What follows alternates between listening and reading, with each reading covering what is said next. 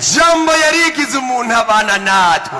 Niwe yavuze ngo data nasiba gukora nanje nyene ndakora. Ngiri cyaro cyo kugira neza kw'Imana. Mukama Yezu ikurakora. Urakani nazwa Mukama Yezu. Urakani nahazwa Mukama. Yari yibaza ngo vyoshoboka bite, birashoboka. Uno mugoroba birashoboka. Uno mugoroba birashoboka. Uno mugoroba birashoboka. Mbere aribo bariko baramunumya, ariko Yezu amaze guhagarara akababwira ati muhamagare, nibo bahindukiye baza kuvugira bati humura, va hasi, araguhamagaye. Haleluya, haleluya. Imbuto n'ijambo ry'Imana, umuvye nawe ni Kristo. Umwemera wese azoramba myaka yose. Haleluya. Bashika rero i Yeriko. Hanyuma mu gihe Yezu avuye i Yeriko ari kumwe n'abigishwa biwe n'isinzi ry'abantu, umuntu w'impumyi asega yitwa Baritimayo mwene Timayo yari yicaye ku nzira. Yumvise ko Yezu ari Yezu w'i Nazareti.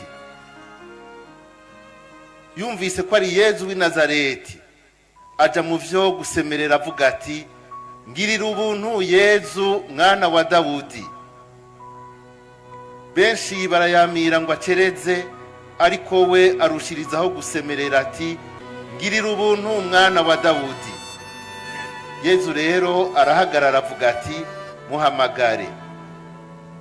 Bahamagara nyamuntu w'impumyi bamubwira bati humura, va hasi, araguhamagaye. Aterera hasi umutamana wiwe, ubwo nyene acarahaguruka yegera Yezu. Yezu aramubaza ati wifuza ko nokugirira iki? Nyamuntu w'impumyi amubwira ati mwigisha, nifuza ko nobona. Yezu aramwishura ati igire, ukwemera kwawe kwagukijije. Ubwo nyene acarabona, araheza agendanira Yezu. Dushemeze ijambo ry'Umukama.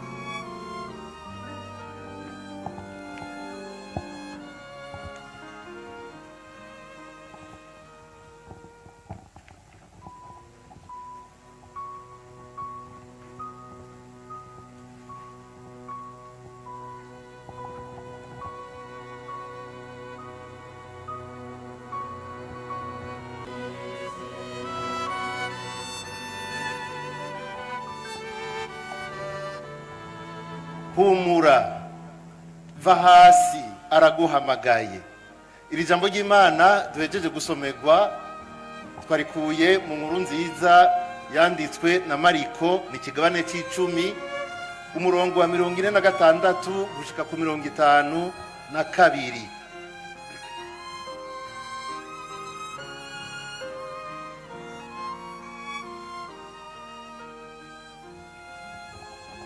Bavukanye mwese muri ngaha, abashitse muri iki kibanza, abariko baradukurikirana biciye kuri ubuhinga bwa none bwo guhana amakuru. Muri iki gitaramo ceranda, iri jambo niryo twashaka gushimikirako. Umukama duhaye, umukama aguhaye wewe uri kuradukurikira, we washitse ngaha. Iri jambo uyu uye Baritimayo yaribwiwe n'aba bigishwa ba Yezu. Ubwa mbere aribo bariko baramunumya, ariko Yezu amaze guhagarara akababwira ati muhamagare, nibo bahindukiye baza kuvugira bati humura, va hasi, araguhamagaye.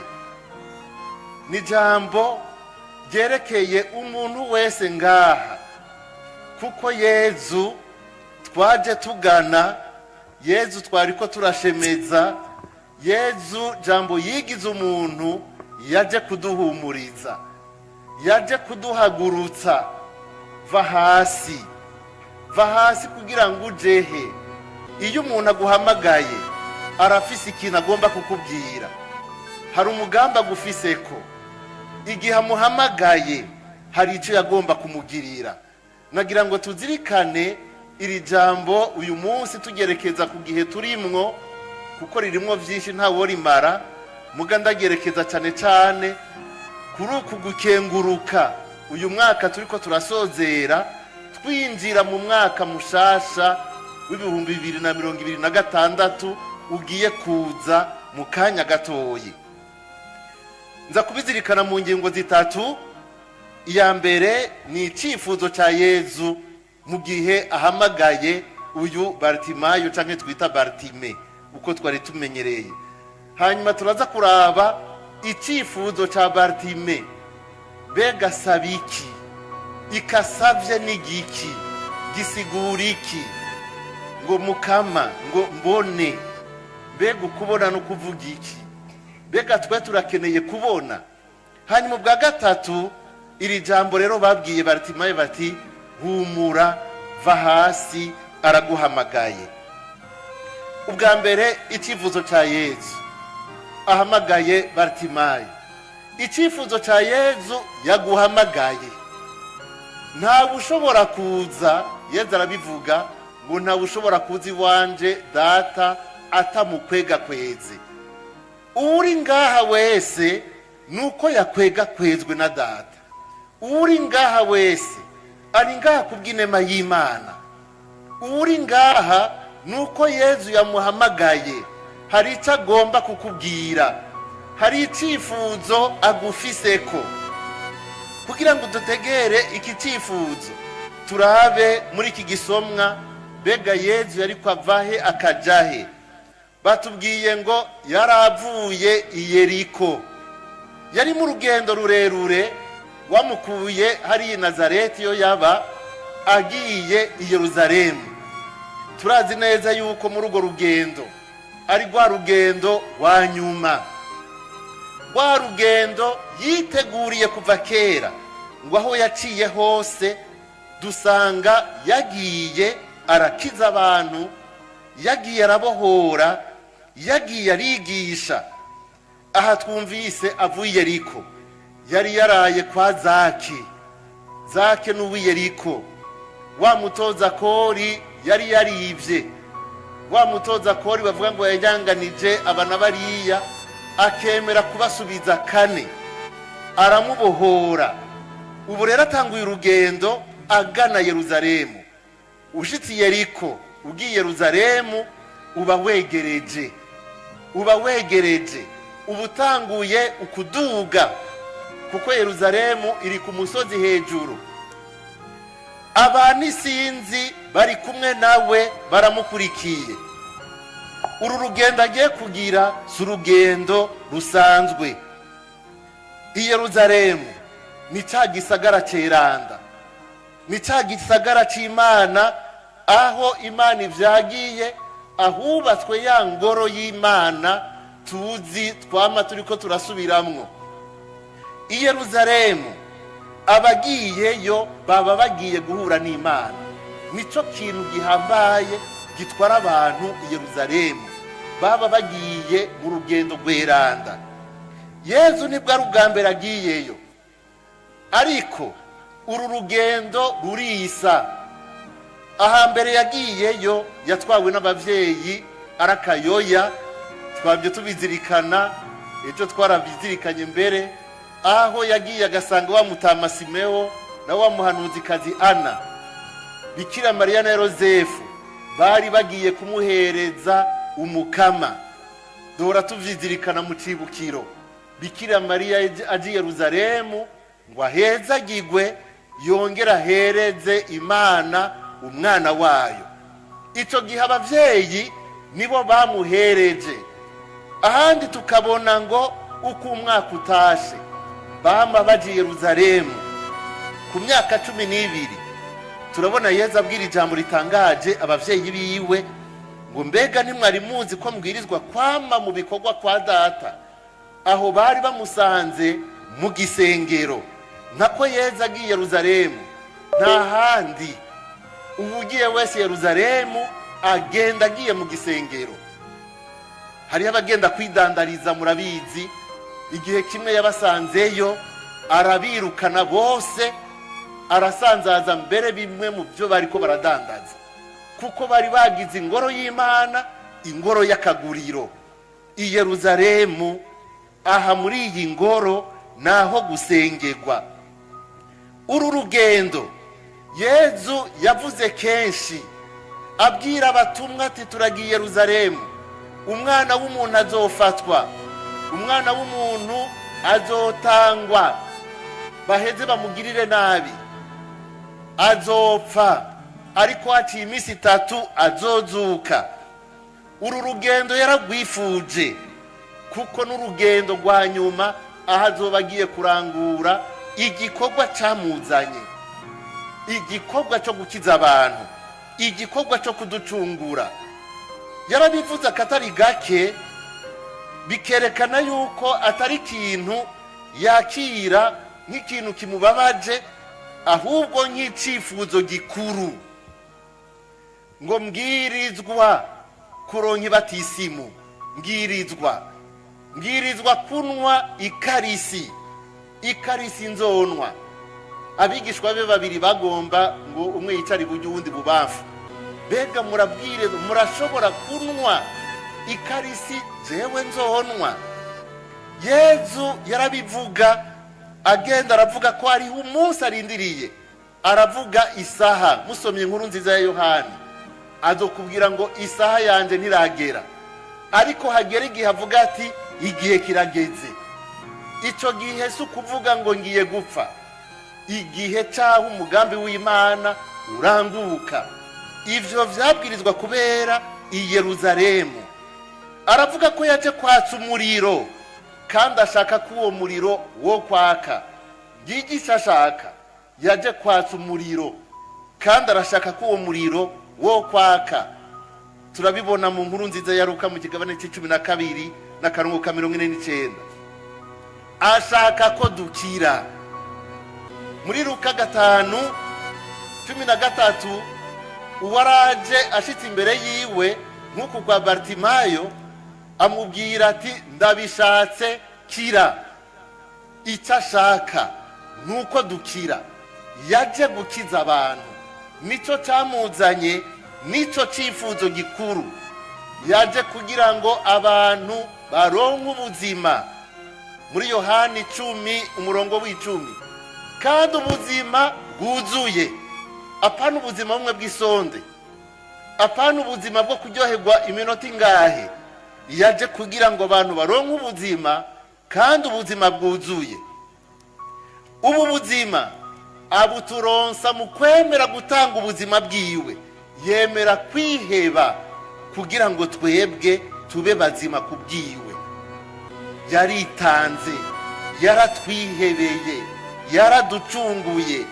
Nico gituma uru rugendo rw'i Yeruzalemu ruhambaye, arufise ku mutima, kandi rurahambaye no kuri abo bose bemera izina ryiwe.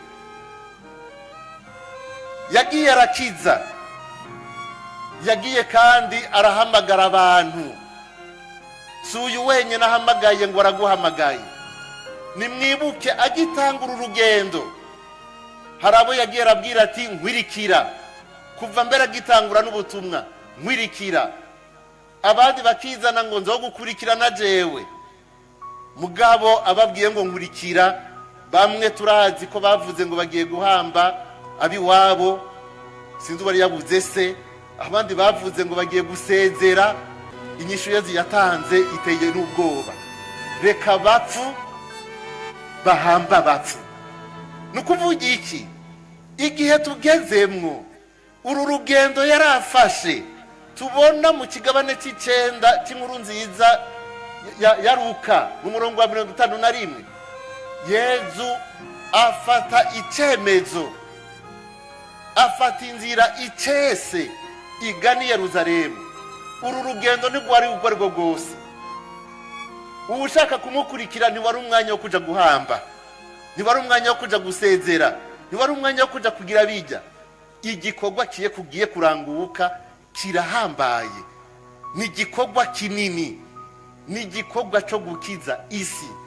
Utwo tundi twose twitwaza ni duto, ni duto, kuko ya saha yari ihaye yegereza. Mu guhamagara uyu Bartimayo, ntashaka yuko hagira n'umwe asigara inyuma. Abantu isinzi bariko baramukurikira,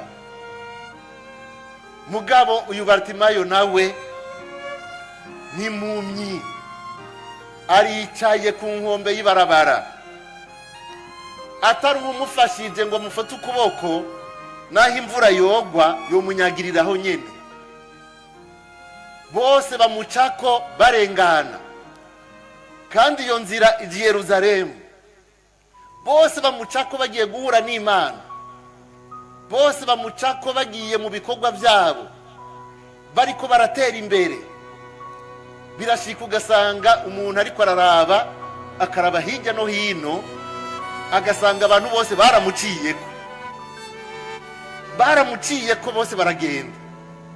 Abahungu tungana bose bararongoye, biga je nsigaye ihe baranciyeko baragira ehe bose iyo bageze byagenze gute bakagucako bakarengana, bakagucako ugasanga bageze hariya. Uyu Bartimayo baramucako bakagenda bakamusigaho. Urashobora kugenda mu gitondo ukamusigaho, ukagaruka ugasanga yicaye hahandi. Yezu ntamusigaho. Yezu ntashaka ko asigara nawe nyene, na ari impumyi. Yezu yaje kugira ngo nawe akire, sugukira gusa ku mubiri. Nawe nyene arabwirizwa gufata urugendo akaja i Yerusalemu, kuko Yerusalemu agenda guhura n'Imana.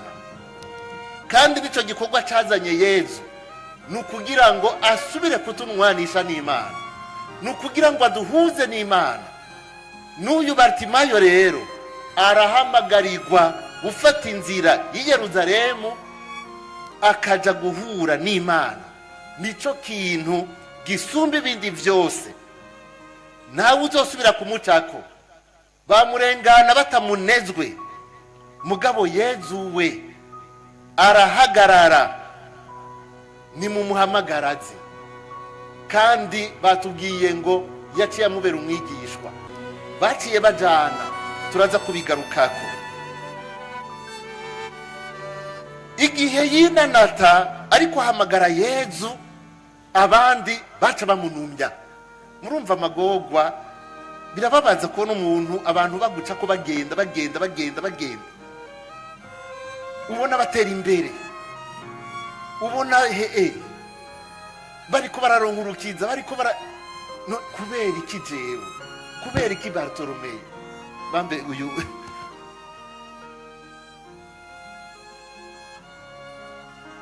Bartime, izina ry'ikirundi jewe sindarimenyera. Twamenyereye Bartime, ubu bamwise ngo Bartimayo. Uyu Bartimayo kubera ikasi baramunumya, umenga ntibashaka nuko atera imbere, umenga arikondane kuzokwama yicayaho, arikondane kuzokwama ari impumyi. Umuntu yo kwibaza, mbega burya nta bubasha bubi bwoba bukubuza kwinjira mu nzira y'umukama? Nta bubasha bubi bwoba bukugumiza hahandi abandi bagatera imbere, wewe nuva aho uri? Mbega nta bubasha bubi bwoba bukubuza kwidegemvya, bukubuza gushikira icyo ushaka gushikako nawe? Abantu ugasanga bashobora kutubera mbere n'intambamyi. Hari abantu badashaka yuko umuntu wundi akura, abantu badashaka yuko umuntu atera imbere, nk'uko umenga nibo botera imbere bonyene, nibo bofata inzira ya Yerusalemu bonyene, mugabo basize abandi.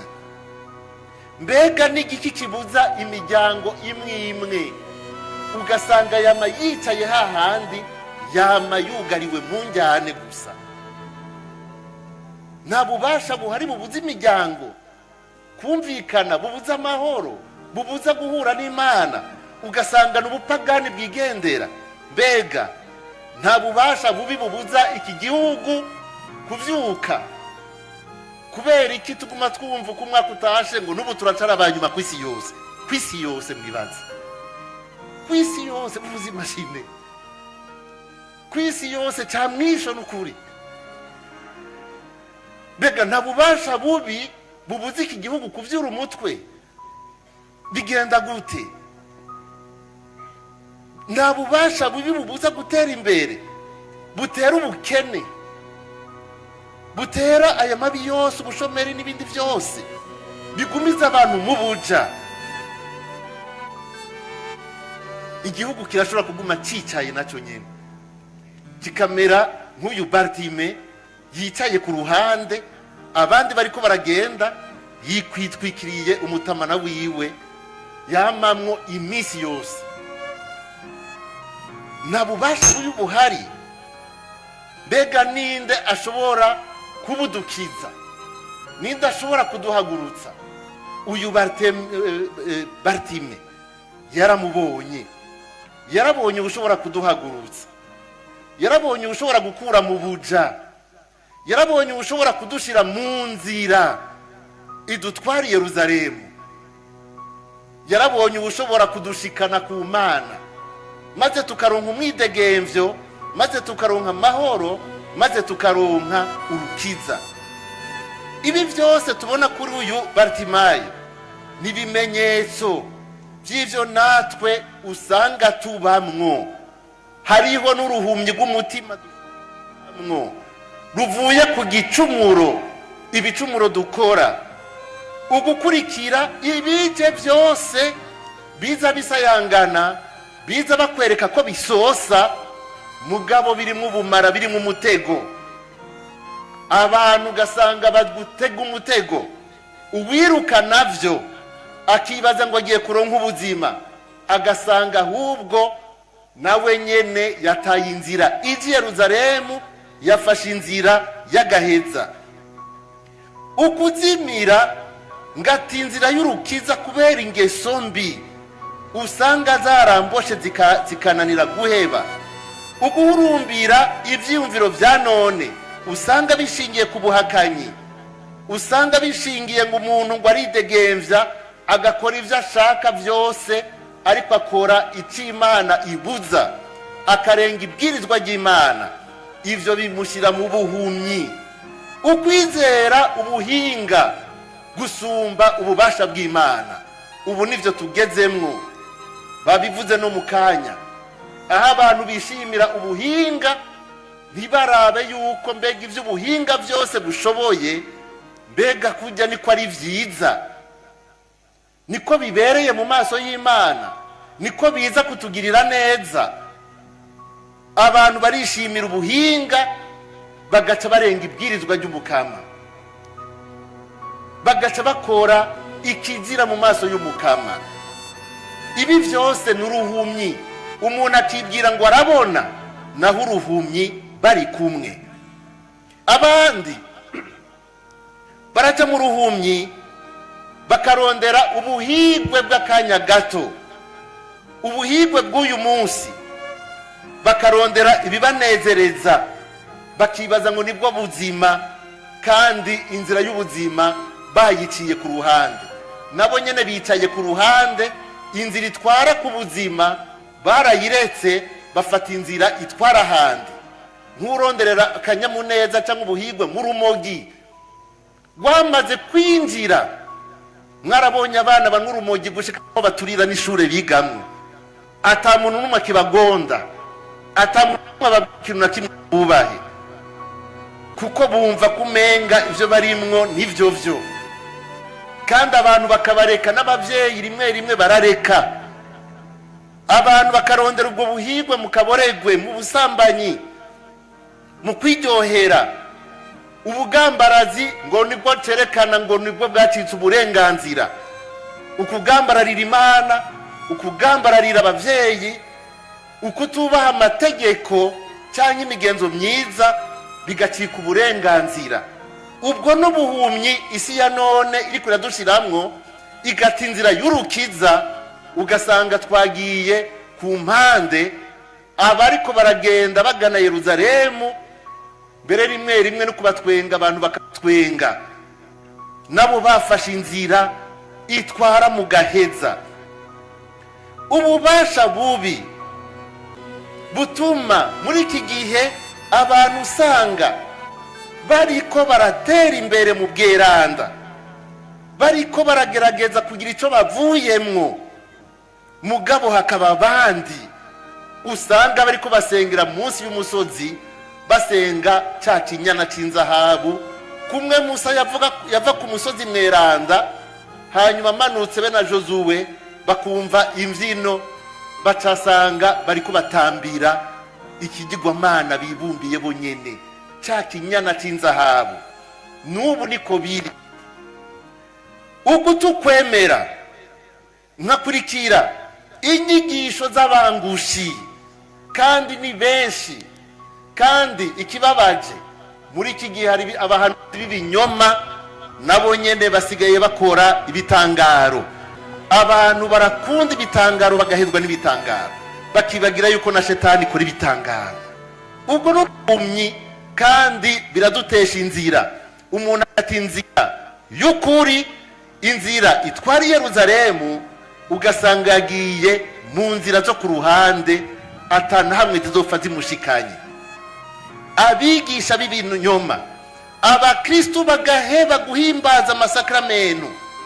Abakristu batari bake ugasanga barahevye guhega, kanebagura isakramenu ry'ikigongwe, kandi ari abakristu kubera yuko ngo bafashe inzira, ngo yuko vyose ngo baravyigirira mu mutima wabo, bicaye ku ruhande. Hari inzira Kristo yaduhaye, yadusigiye, bicaye ku ruhande mu buhumyi, bifutse umutamana wa misi yose, bifumbereje. Abantu batakibona akamaro ko gusangira.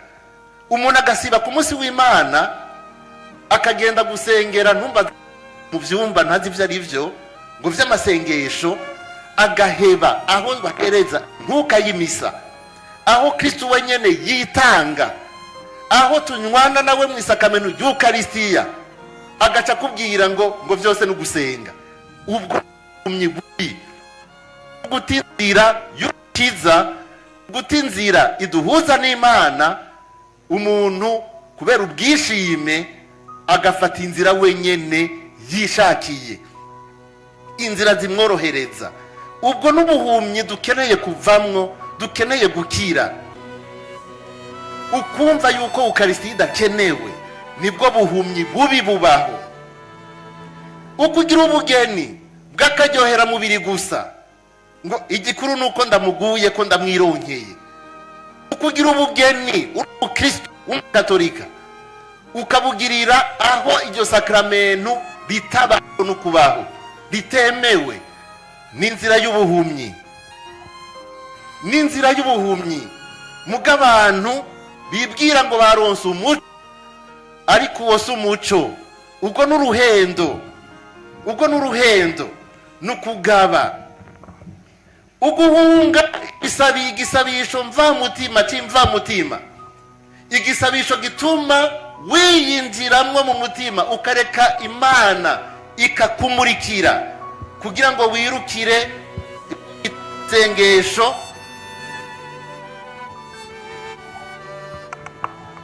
wirukire aho usanga batamba umuziki kuva mu gitondo gushika ku mugoroba, ukikura ibivumvuri, ugaca uvuga ngo naharonse naho nyene, mugabo uri kurihunga mu mutima wawe, utareka ngo Imana ikumurikire, utari kuraho ikibanza mu mutima wawe kugira ngo abari yikuganza, abari yikurongora, hari igihe usanga waguye mu mutego w'abayesikuru. Ubwo n'ubundi buhumyi bukwemera kandi bubi butesha inzira iji Yerusalemu, umuntu akishinga yidagadura ariko ntatinye gucumura, ntatinye gucumura, akaguma avuga gusa ngo jewe ni sawa, jewe neza.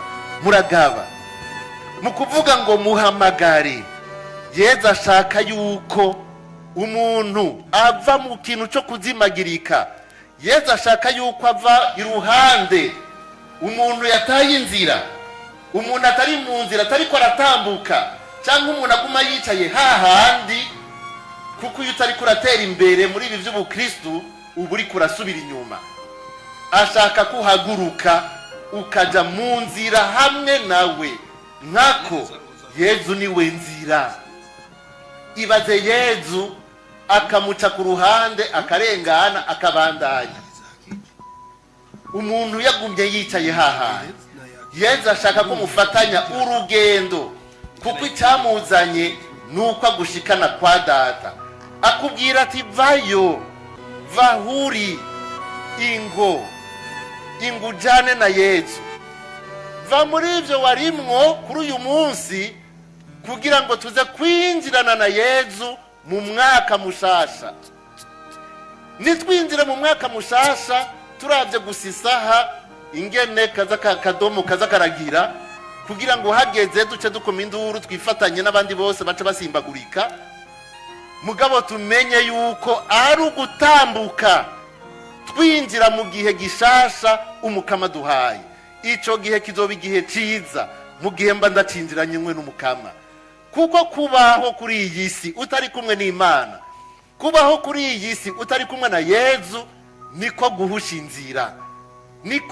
inzira. Aha rero twaje ngaha, je novuga ntitwahisemwo neza, twahisemwo kwinjira muri uyu mwaka mushasha turi kumwe n'umukama. Umwaka w'ubuzima bushasha, umwaka w'imihezagiro, umwaka naho nohura n'ingorane menya ko ntari jenyene, mugabo ndi kumwe n'umukama. Kuko turi kumwe nawe, nibiremereye birahava bikaremuruka ngo ni muzi wanje, mwebwe mwese muremerewe nanje nzobaruhurira. Yezu arabona ivyo dukeneye, ariko nikimubuza kutubaza. Ushaka ko ndakugirira iki? Bwa kabiri rero uyu uye Bartimayo ati mukama, mwigisha, nifuza ko nobona. Byarumvikana yuko ashaka kubona, nkako yari impumyi. Ivyo nawo kwirigora bikekerezako. Ariko igihambaye nuko Yezu amaze kumukiza, ngo ubwo nyene acarabona, agendanira Yezu. Kubona nukuvuga iki? Hariho kubona n'aya maso yacu abiri, kandi ubwo ruhumyi yarabufise. Ariko burya ugiye kuraba neza uyu Bartimayo, naho yari impumyi, nukuri yari afise amaso y'umutima yamuhaye kubona bimwe kuri Yezu, gusumvya mbere nabo bakanuye amaso bayafyura ntibabone, ngo bazotega ugutwi ngo bazokanura ntibabone. Uyu yaramenye ko Yezu aramuhamagara, amwita ngo mwana wa Dawudi. Eregaho yari yabonye n'amaso y'umutima. Ubu naho amwise ngo mwigisha, nayo n'amaso y'umutima. Ukubona nukuvuga iki? Ukubona ijambo ry'Imana ridusaba nukuhe? Nukugira gusa dufyura amaso ukutubona, ukunda babona. Oya sinafyuye amaso kugira ndabarabu kutariko, hariho ico ndababonamo. Hariho ukuraba, Imana iratubona, Imana irafise ingene itubona. Mbega Imana ikubonye ivuga iki? Imana ikubonye guhamagara ngwiki? Mbega Imana ikubonye ibona iki? Uku kubona rero, iyo uyu muntu akanura ku maso y'umubiri, mugabo ntabone Yezu ngo amumenye, kari kuba ari agahombo kanini. Ukubona tugomba kuvuga rero si ukubonesha amaso gusa, ni ukubona ukabona neza, ukabona Yezu, kuko kumubona nibyo bica bihindura ubuzima bwawe. Yezu aravuga ngo hahiriwe amaso abona ibyo mubona. Mbega babona iki? Babona Yezu, atari Yezu ngo bamubona umutwe n'amaso n'amazuru n'amaguru n'ibiki n'imishatsi n'ubwanwa, mugabo babona wa wundi igihe babajije bati mbega kuri mwebwe ndinde,